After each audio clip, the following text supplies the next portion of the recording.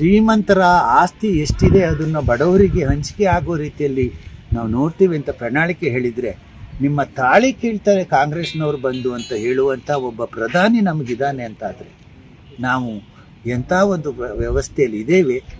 ಅವರು ಎಷ್ಟು ಲುಚ್ಚ ಮಟ್ಟಕ್ಕೆ ನೀಚ ಮಟ್ಟಕ್ಕೆ ಇಳಿದಿದ್ದಾರೆ ಅಂಥೇಳಿ ನಮಗೆ ವೇದನೆ ಆಗುತ್ತೆ.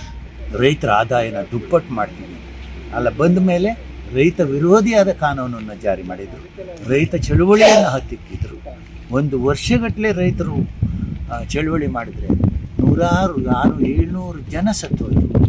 ಇವತ್ತು ಇಂತಹ ಒಂದು ಸರ್ವಾಧಿಕಾರಿನ ಬಹುಶಃ ನಮ್ಮ 75 ವರ್ಷದ ಪ್ರಜಾಪ್ರಭುತ್ವ ವ್ಯವಸ್ಥೆಯಲ್ಲಿ ಮೋದಿ ಅಂತ ಒಬ್ಬ ಸರ್ವಾಧಿಕಾರಿನ ನಾವು ನೋಡಿರಲಿಲ್ಲ. ಈ ಬಾರಿ ಏನಾದ್ರು ಮೋದಿ ಗೆದ್ದರೆ, ಮತ್ತೆ ಮೋದಿಯ ಸರ್ಕಾರ ಏನಾದ್ರು ಬಂದರೆ ಈ ದೇಶ ಪ್ರಜಾಪ್ರಭುತ್ವ ದೇಶ ಆಗಿರುವುದಿಲ್ಲ, ಅದು ಸರ್ವಾಧಿಕಾರಿ ದೇಶ ಆಗಿ ನಮ್ಮ